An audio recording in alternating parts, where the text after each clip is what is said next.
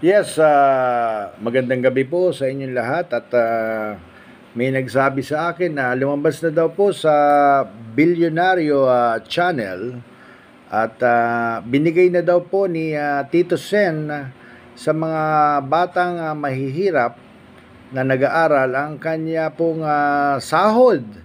Yan po ay magandang balita dahil yan naman po ay pinangako ni Tito Sen. At sana tuloy-tuloy po, Tito Sen, ituloy-tuloy niyo po ang pagtulong dyan sa mga batang mahihirap na kailangan ng financial support.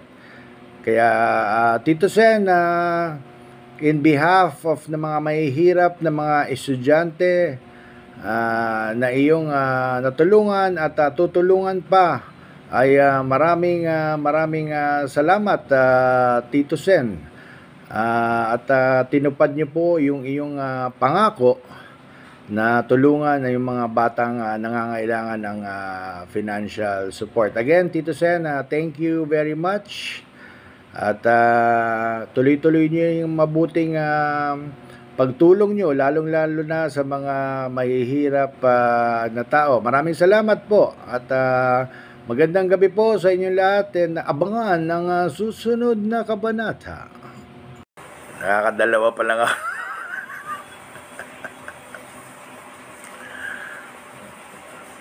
At hinahamon ko ang mga trolls ng Itbulaga. Sige, banatan niyo lang ako. Siraan niyo lang ako, banatan niyo ako ng banatan. Hindi ko kayo sisiraan, pero ilalatag ko yung mga katotohanan. Mga katotohanan na may resibo.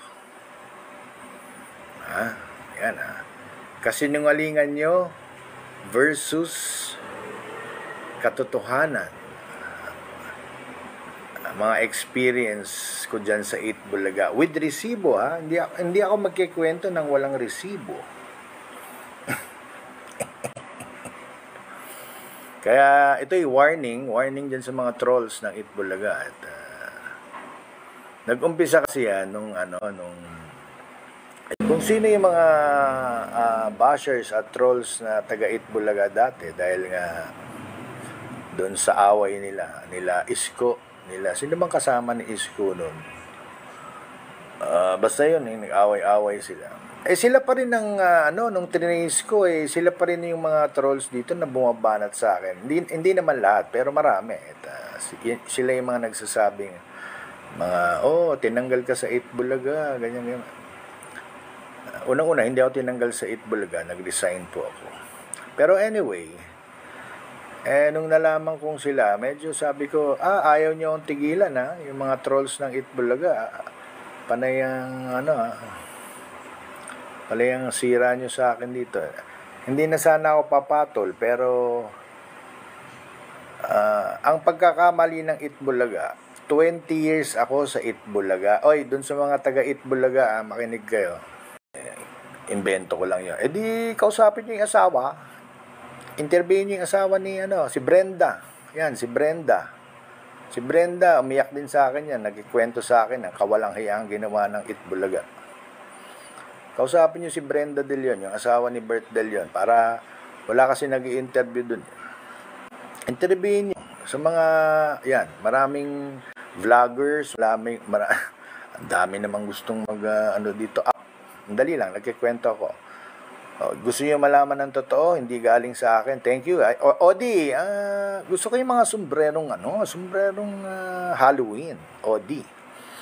Kung gusto niyo malaman ng buong katotohanan, hindi naman gagaling sa akin. Interviewin niyo si Brenda, ang asawa ng yumaong si Direk Bert De Leon. Baka may mga dagdag siyang kwento. Mas maraming alam si Mrs. Brenda De Leon kaysa sa akin. Kaya kasi ako sa mga reporter, pag hindi ko sinagot, sabihin bastos ako. Kaya sinagot ko. Ang sinagot ko lang naman nun ang alam ko, ang boss namin dun si Halushus. Nagalit na yung mga trolls ng Itbulaga.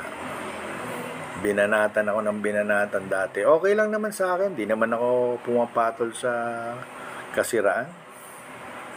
Ang ayoko ngayon, at na-trace na-trace ko na kung sino yung mga bashers at trolls na taga Itbulaga dati, dahil nga doon sa away nila Isko, sino bang kasama ni Isko noon?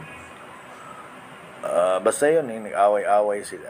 Sila pa rin ang, nung tinace ko, sila pa rin yung mga trolls dito na bumabanat sa akin. Hindi naman lahat, pero marami. Sila yung mga nagsasabing, tinanggal ka sa Itbulaga, ganyan. Unang-una yun, dinedeklara ko na po ang sarili ko na isa po akong DDS. Naka-green nga ako yun. Isa na po akong DDS at susuportahan ko, tumakbo man akong senador o hindi, si Vice President Sara Duterte.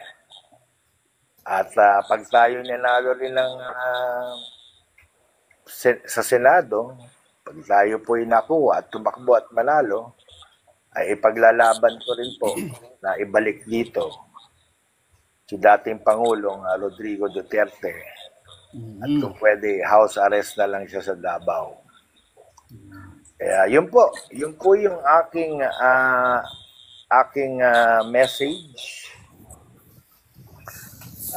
sa taong bayan. At sana ay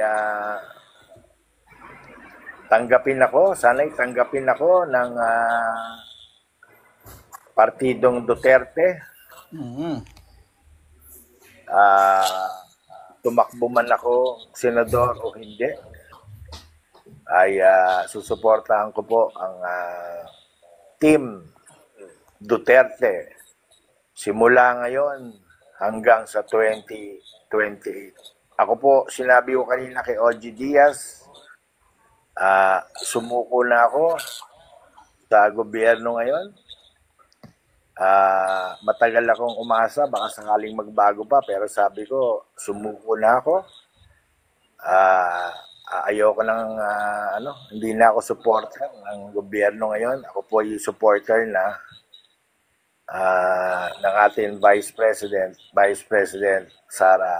Hindi ako 5 years sa Itbulaga. 20 years ako dyan. Alam kong nangyayari dyan sa loob. Kaya, pakiusap ko lang dyan sa Itbulaga. Mr. Tubiera, sir, kung pareng boss Tony Tubiera, kausapin mo naman yung mga taga Itbulaga na kung pwede, tigilan nila ako kasi kung gusto nila ng siraan, sige, siraan nila ako. Pero hindi ako maninira, Mr. Tubiera. Magkikwento ako ng mga totoo na nangyayari dyan. Kaya kung ako sa inyo, i-meeting nyo yung mga buisit dyan. Sabihin nyo sa kanila, tigilan na ako kasi matinong tao naman ako, nananahimik, nagtatrabaho. Meron akong vlog ngayon, pasok sila ng pasok dito, kung ano sinasabi. Na-trace ko po, Mr. Tobera, same user, ibang account, same users. Yung ibang account nga, yung 5 years ako pa, ginagamit pa eh. At lahat yun, hindi naman lahat, yung karamihan na trace, ilang taon na lang, ilalatag ko na kung ano talaga nangyari dyan sa Itbulaga. O hindi ako takot sa TBJ, ano pinagsasabi niyo?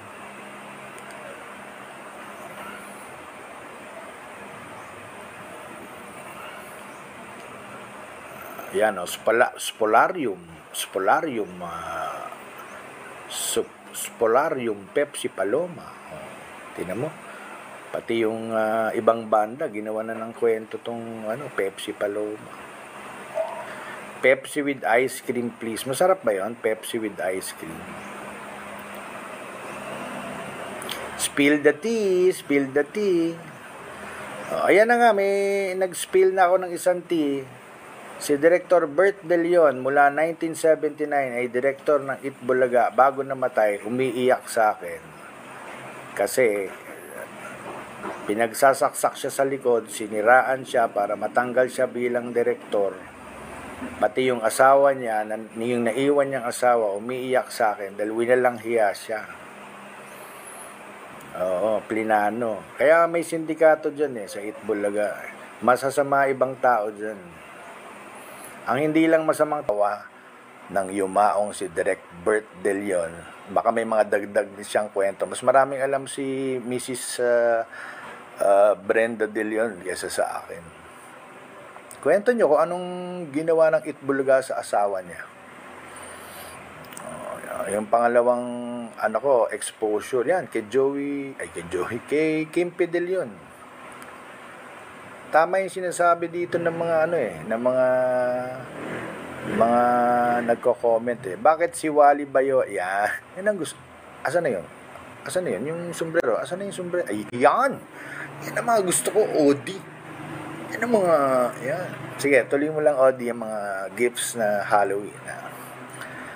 Yan, tinan nyo, yung mga comment dito. Bakit daw si Wally na naglagay ng cream pie sa video na hindi na naawa sa babae,